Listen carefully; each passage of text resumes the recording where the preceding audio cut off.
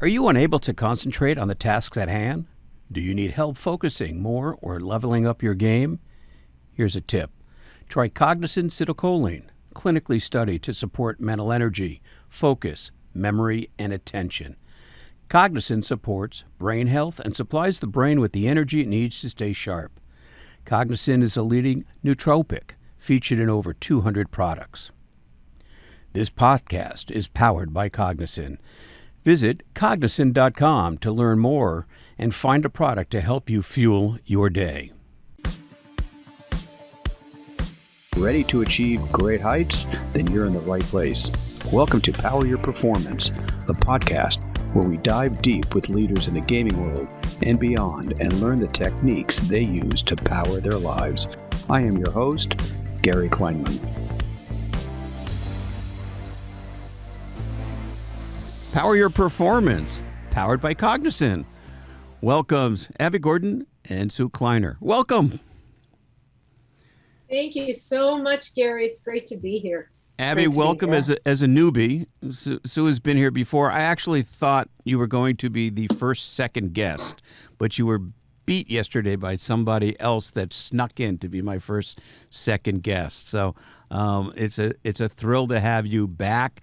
For those that are listening, Abby is a PT, and is it Seattle's Children's Hospital? Or what's the formal name? Yep, Seattle Children's Hospital. There you go. That's a good guess. And also is on the staff and works with the WNBA Seattle Storm.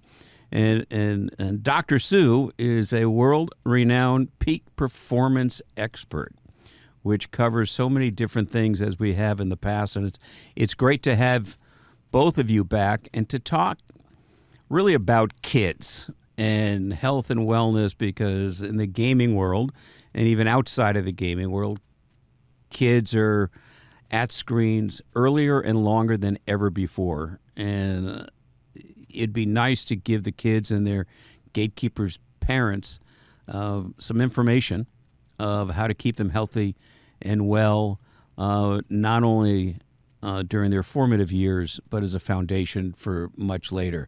So, Abby, before we get into Children's Hospital and the storm, what was your first recollection of saying, I want to be in health and wellness? Oh, so many. I grew up in Connecticut and I was a women's basketball fan. University of Connecticut is the best that there is, and grew up watching that. And then I just wanted to work in that space as well.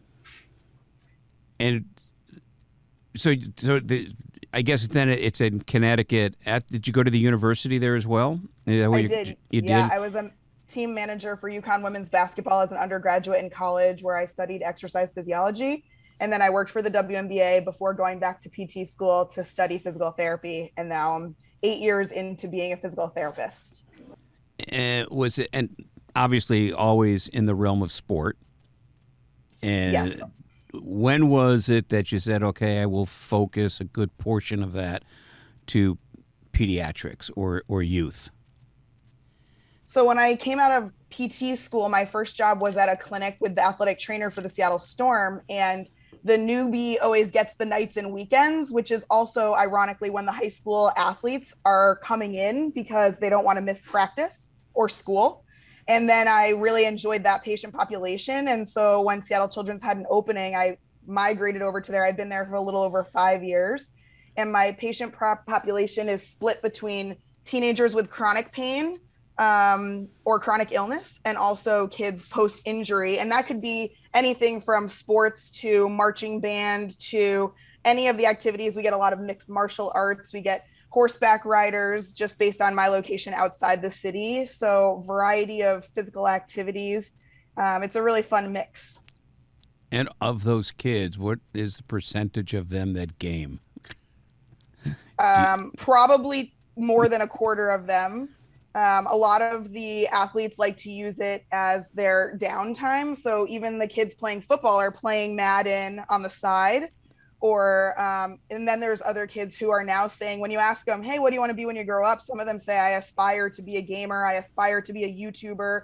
I aspire to have viral TikTok videos. One of my kids came in this week and he said, my TikTok video had 10,000 views. How does that happen? which is great. And Sue, as you see this from a peak performance perspective, how do you address how young kids are and aspiring now to be in a field that really is fraught with a lot of physical and emotional and psychological stress? Yeah, Gary, it's so interesting how times have shifted, even with parents, because they see now the financial opportunity for their children online, right? It's like when I started, close to 40 years ago, I'd get dads who would call and say, can I give my short son growth hormone so that he's really good at quarterback, but he's way too short and he'll never make it in the NFL. How can we make him grow taller? And of course you can't do that. But to, and a decade ago, no, I don't think there was a parent that would have said, it's okay for you to play online instead of play outside, right? But today, parents actually see the opportunity for their children. And my concern over that is, number one, the opportunities aren't that much greater for them to be hugely successful than they are for them to be a pro athlete in the real world, right? So we overestimate the opportunity and we underestimate the risk, even for those children who will make it. They still need, if they're going to sustain and that's my question. Their lives, right? They don't assess the risk, and I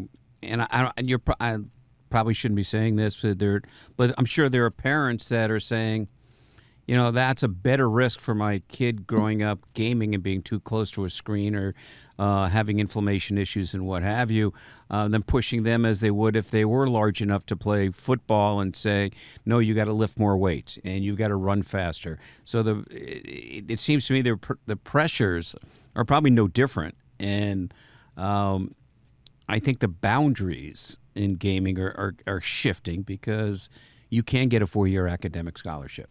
Right. And big. Right. I mean, in large schools and D1 schools, you can get a 4-year academic scholarship. And so how do you make the parents aware or give them tools? And you can both answer this because I can see Abby smile. Like everything else, to strike a balance, but to do it in a healthy way. I spend half of my patient sessions talking to parents, I feel like. So I'll start with asking the parents which part of their gaming life is impacting family life first, and then going on to other things like their pain. Some parents are just like, they don't interact with their siblings, they don't interact with other kids at school, but they've found a community in gaming. And I think that what we've seen with the pandemic has been so much isolation that if these kids are finding peers that they can share their stresses with, share their experiences with, they're hopefully going to be in positive community environments. And obviously, I don't know how well these environments are being monitored, which is when parents probably need to be involved depending on the age of the kids. But for your high school age teenagers, if they're communicating with other teens that have similar interests, this is how athletes that are on a field or a court find their teammates and how they decide to where they go to college. I think that we're going to see potential benefits in community. And I usually start there. And I practice from a pretty holistic approach. So if a parent is saying, I just want them to have better posture, I'm like, well, first of all, we know that posture doesn't directly create pain. There's lots of research saying that the only bad posture is the one you're stuck in and can't get out of. So just moving at all is probably enough. But also, are you as a parent mirroring the same behavior you want your kid to do? Because usually they're sitting on their phones watching the kid doing the PT session too. So sometimes the parent says it to me in the session, like, sit up, sit up, sit up. And then I'm like, hey kid, look at your parent. Like, they're doing the same, like, they're not in pain. We need to just get you out of pain and get you into new postures. And it's not about one specific one that's the problem. Yeah, I'm glad you brought up the community aspect of gaming, the social aspect, albeit it's different than when the three of us grew up. There was not an online social atmosphere at all. I didn't want to be online. I wanted to be outside. But a couple of years back, I was working with a private school in L.A., and I said to them, this has got to be 3-4 years ago, you need some kind of intramural gaming program. And they were incredibly resistant, right? The traditional gaming is awful. It's antisocial. It's terrible behavior, all the things that go with it. Okay, fine, whatever. And 4 months later, the headmaster called me and said, I owe you an apology. And I said, why is that? She said, Fortnite changed the bullying on campus because the kids that were being bullied on campus, when they started playing online with some of the cooler kids on Fortnite, when they got to campus shortly thereafter, they were accepted because they played well. And she said she never would have believed that Fortnite would have reduced bullying because it became something to include the outliers, which was just a fascinating. And then they went ahead and built an esports intramural program, and then got involved in the private school esports programs in Southern California. And I found it, fascinating that at least parents are now understanding that there is a value to the socialization. But how do you deal with the physical aspect of extended gaming sessions and eye strain and all the things that young people, and I deal with it in our world, that they think they are impenetrable, right? They're young enough and they don't feel the pain that they actually feel. So how do you even broach the subject from both of you? How do you broach the subject directly with the kid, if you can have that conversation, and to the parents so that they build solid foundations? So I have like Abby, my view of the world is quite holistic. And so rather than focusing in on you're spending too much time gaming, you're spending too much time sitting still, I'm looking at the lifetime of this child as a human, and how does our point of view in any aspect of our lives affect the choices that we make. And I am always guiding or coaching my clients, regardless of whether they're an Olympian or a youth athlete at any level in any sport, including esport, is to find the joy in the choice that they make that is also with a recognition of current and future health. And so, or current and future journey, wherever you're going. And inclusive with that is moving your whole body, not just your wrists and your eyeballs. And so, so it's not that I'm taking you away from what you're doing, but you, by moving your whole body, by getting up and moving around, you will increase and enhance mental focus. You will increase and enhance mental energy and resilience and your ability to sit still longer and maintain that singular focus if you get up and you move around.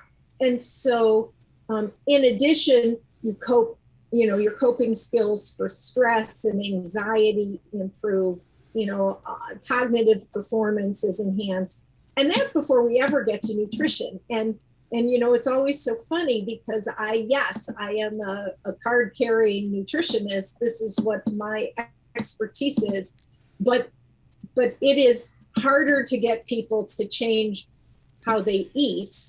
Well, I was going to ask, and I'm going to get to sustain nutrition very, very Yeah, specifically. but it's movement to start with, because it's through movement that you start to get motivated to make other changes, because your brain is different and your sense of self-efficacy, or I can do something that I never thought I would do, it is enhanced, because moving is the thing, physically moving is the thing that most people think they're not going to ever do. And so once they do that through, there's a book called The Joy Choice by Dr. Michelle Seeger. And I encourage everybody, no matter who you are, a therapist, counselor, athlete, parent, podcaster, everybody should read this book, because it is very much about not just deciding to change, but how do you sustain that change? It's the thing we struggle with everybody.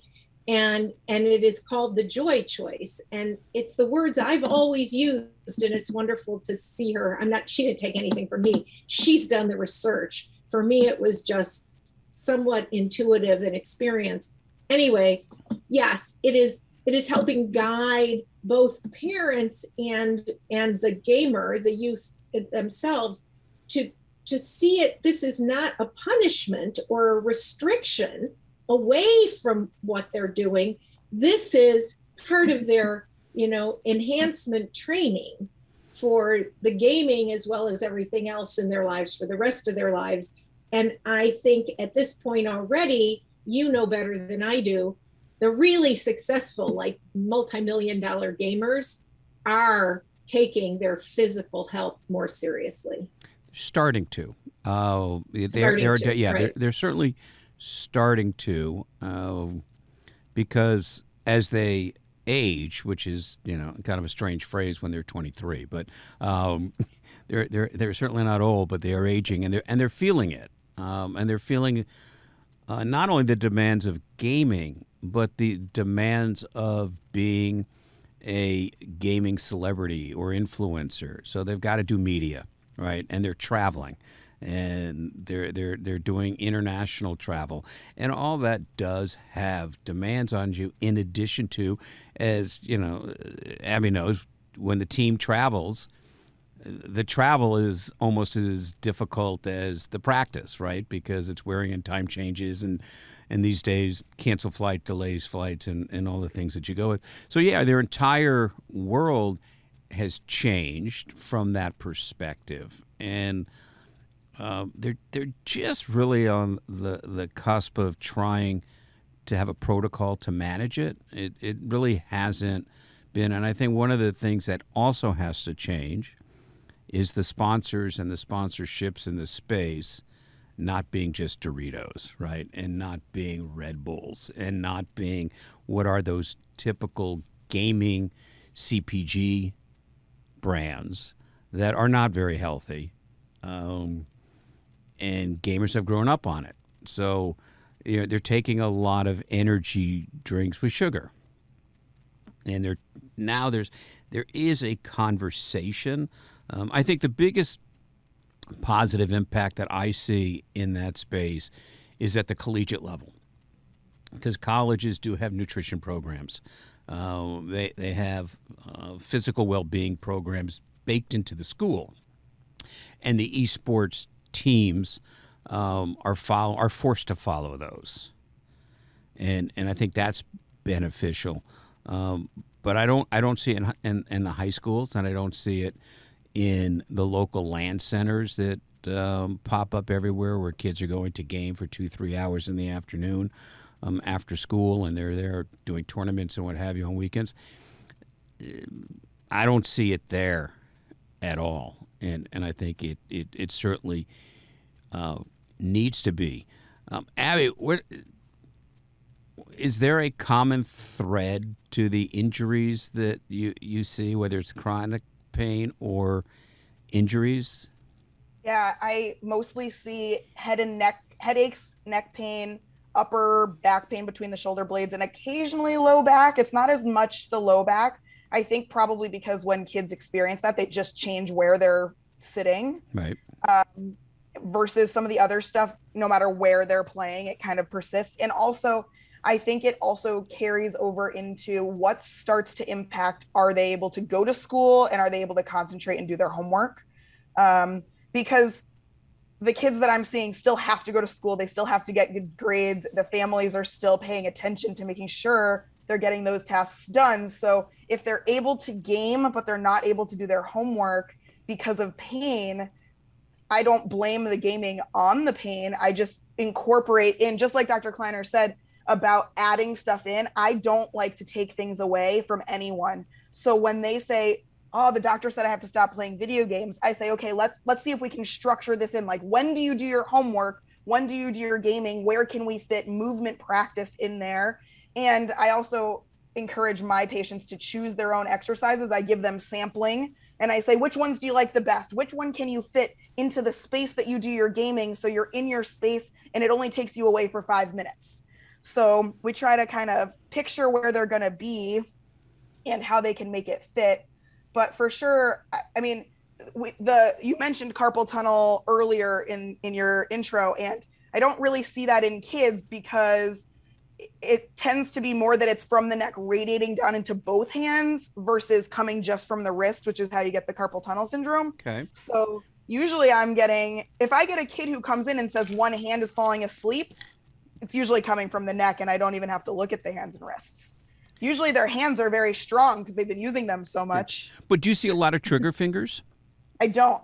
I haven't Really? seen any in kids. I've only seen them in adults before I switched over to kids. Yeah, it's interesting because I had never had them until recently, and had a whole series of injections to get rid of which worked. But I hear that gamers are complaining about frozen fingers and triggers and what have you. Sure. I may not have had the high elite level of gamer yet to have seen somebody who's playing quite so much, but for sure I'm seeing kids who are gaming for 3 or 4 hours a day without stop, and that's on top of school. And I mean, we're coming out of summertime where I think some of them were trying to get outside, especially in Seattle where we only have 70 days of sunshine. The sun comes out, even the gamer kids want to see it a little bit and maybe go swimming. Just for a minute. Do you see the professional athletes gaming as a form of recreation in the hotel and after practice on the planes? There's definitely been talk about gaming amongst the professional athletes. I tend to think it's more of the sport related games. We've seen, I just saw on Instagram the other day, LeBron Jr.'s son was playing NBA 2K, and, they were making a big deal about him. I'm sure he's looking towards college level too. So I think that's part of it. But we've talked about different games. I don't tend to see as many women or teenage girls gaming as much as I see in the boys. I did actually look before this talk because the American Physical Therapy Association has just added in a section for esports, really, for physical therapy practice to, start learning more about this particular niche area.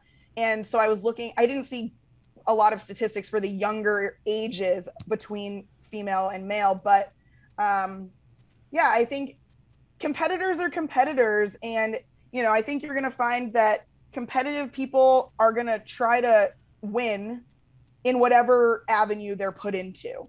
So by nature, I'm not a super competitive person. I'm not usually trying to beat anyone next to me, but I think that if I was put into a video game, I'd still want to win. If I was put into a sporting event, I'd still want to win.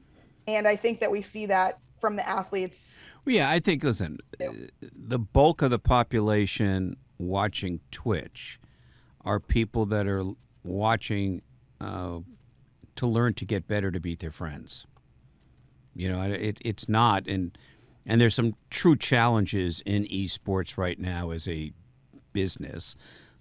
It's a horrific business model from the team esports perspective. And there's lots of scale in terms of eyeballs and viewership, but it just may well be people want to game with their friends. And when they're watching other things, they're just learning so that they can beat their friends. And that's where a lot of those hours come from.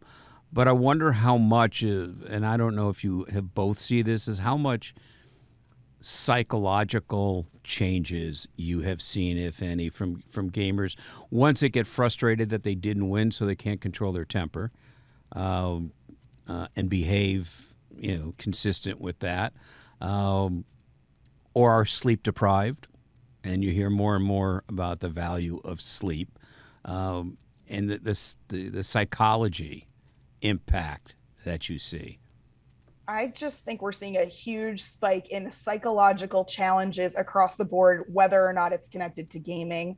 The anxiety is through the roof, skyrocketing high, depression skyrocketing. There's no access to mental health in the community right now for kids specifically. So I haven't been able to tie it to gaming because it's just happening for so many people. It's happening to healthcare workers who have been fatigued by our experience in the workplace. Like, I think more of my coworkers have actually started gaming because we need to put ourselves into a different world when we leave our workspace that's been just, the masking is still there and personal perspective going in. It should be, but like, it's not outside of our workspace. So there's a huge disconnect right now between what's going on in healthcare facilities and what's going on in the real world and in schools. So I just think mental health is a huge, important piece of this. And I think that, unfortunately, kids have really suffered through the last 2 years. Yes, without a doubt. There were worlds. Yeah, so I don't think gaming has made it worse or better, though. In some cases, it probably has helped. I honestly think that remote schooling has been a huge plus for some families and kids who've learned that they're much better able to focus on schooling in small chunks and not surrounded by a bunch of other kids. And we're seeing more people choosing schooling at home.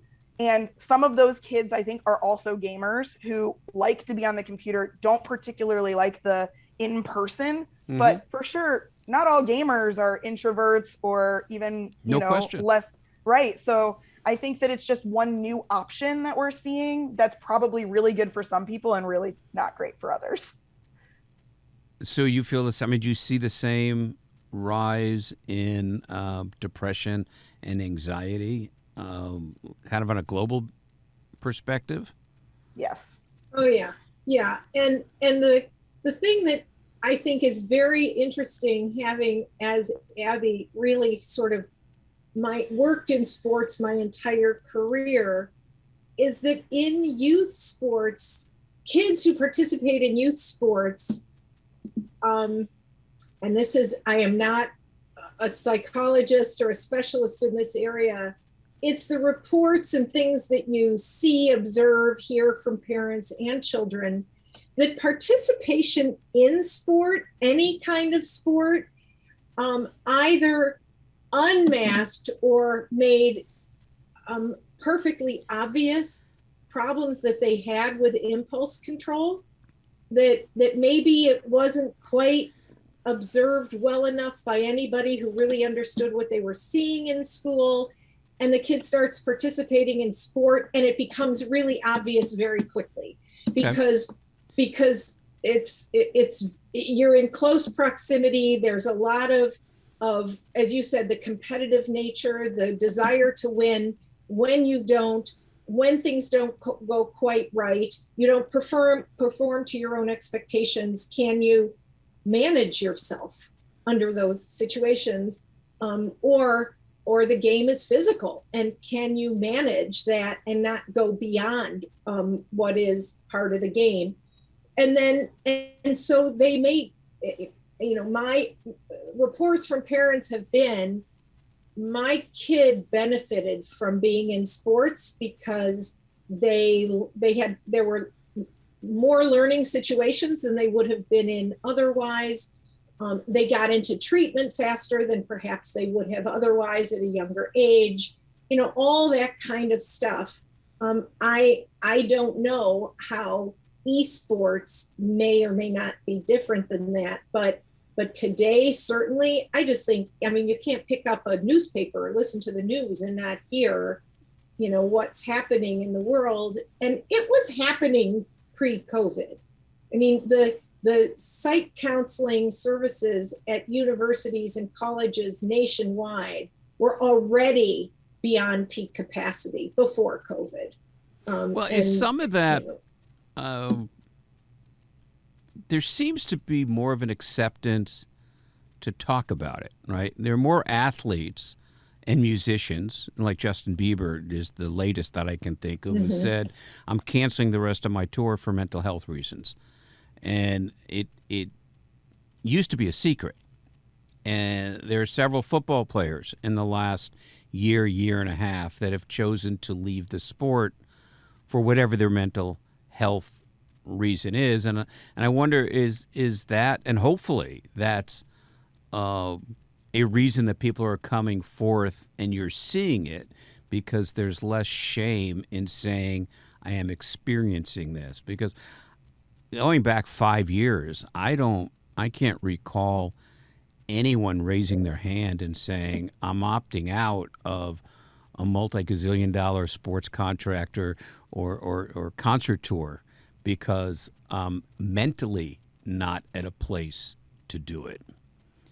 So, well, and I think in a way, women have been leading the way, because, but of course, as we talked about, women had to really start having a voice, and so we have, was it Allison Felix who left Nike for, was it Allison Felix? I can't remember right now. One of the US Team USA runners, female runners, who was pregnant, and Nike said, well, we're not going to honor your contract. And she said, well, screw you. And I'm going to go, I'm still every bit of who I was and more. And so I think that that starting with speaking out as a female athlete, and then the next thing and the next thing and the next thing, and I think you're right. These very elite athletes, Michael Phelps has really led the way with his struggles, his mental health struggles, and that was actually, certainly in the inner circle, well known what was going on with him. Yet, that's interesting. So obviously, not being in that circle, you would just think, life looks perfect for, somebody of his stature. So yeah, and what the USA, the Olympic Committee has now done, part of the anxiety was, who am I when I'm done with my sport? I'm nobody, and I have no skills. Everybody that I know has gone on to a career. They have a family, they have all these outlets and all these things that they do, and all I know how to do is swim.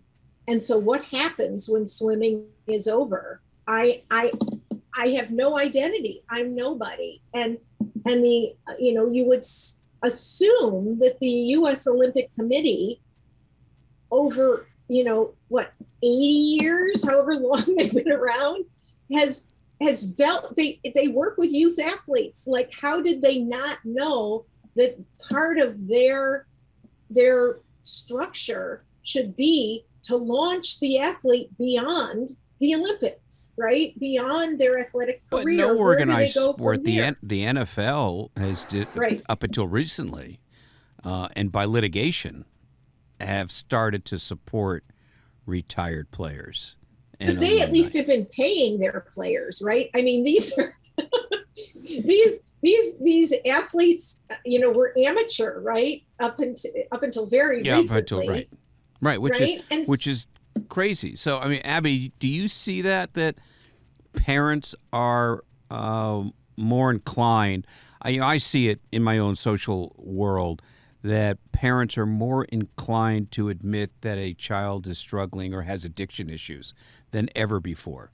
And yes, but I think a lot of parents are still in a lot of denial. And also, I think more often the providers see it because we're seeing it so much more, and we start these conversations.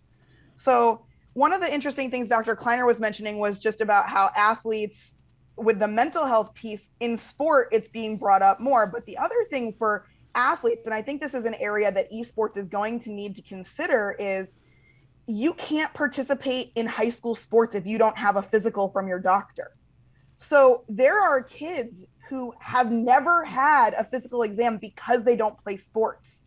So if esports kids never have to go have a physical.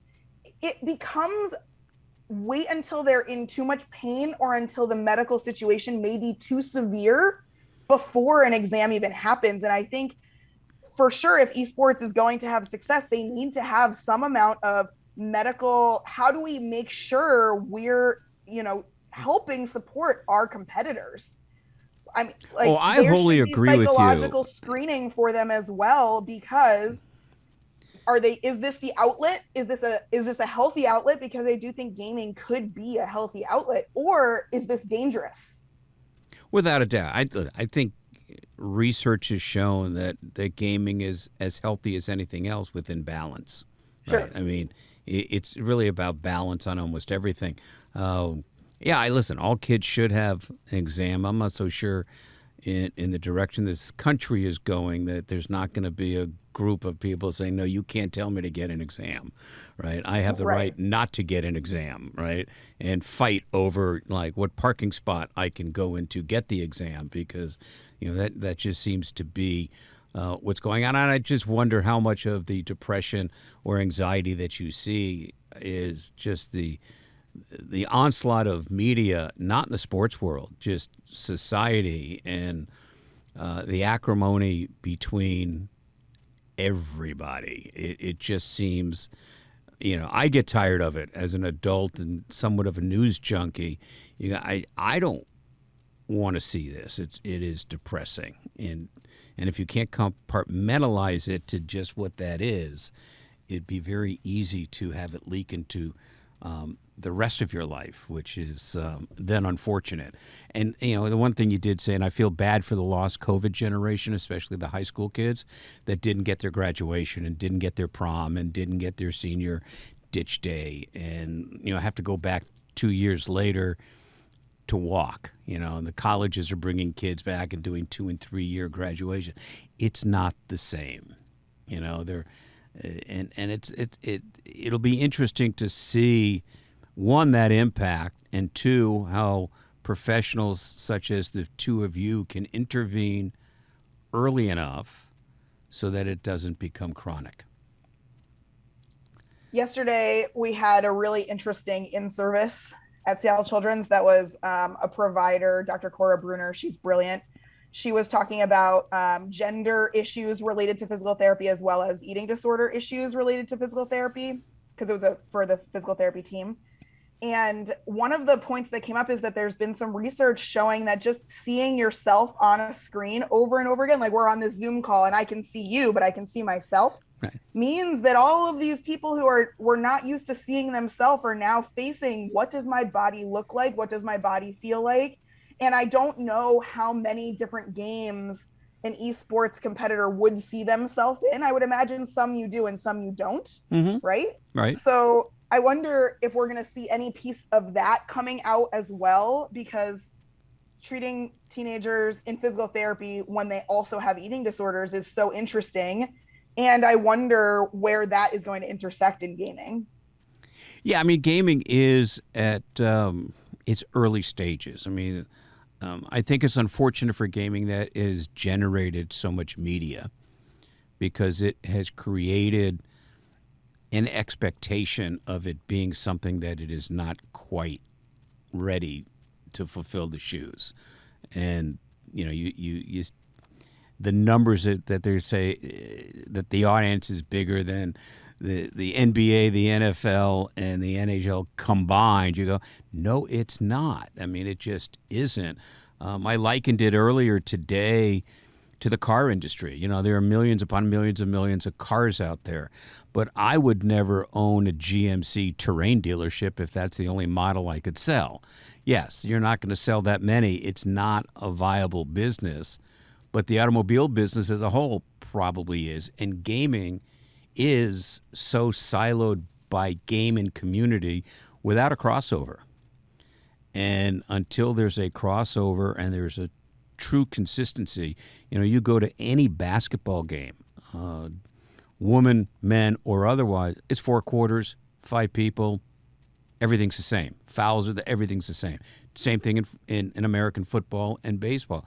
Esports, now, 8,000 games. that are played on a competitive and no crossover between them. If you look at each one of them, other than maybe Call of Duty, if you go down to sim racing and chess, because chess is now, interestingly enough, an e-sport. Not quite sure how that happens, but those numbers are minuscule. There's a community, and it's a great engaged community, but it's not part of any valuable business monetization entity. And I think esports has to dial itself back and figure out what it is. And just because people game, and I don't know if I said this to Sue in our last call, there's a great phrase that a friend of mine said, and I wish I could steal it, but I always give him credit for it, is that it's easy to find a gap in the market. It's incredibly hard to find the market in the gap.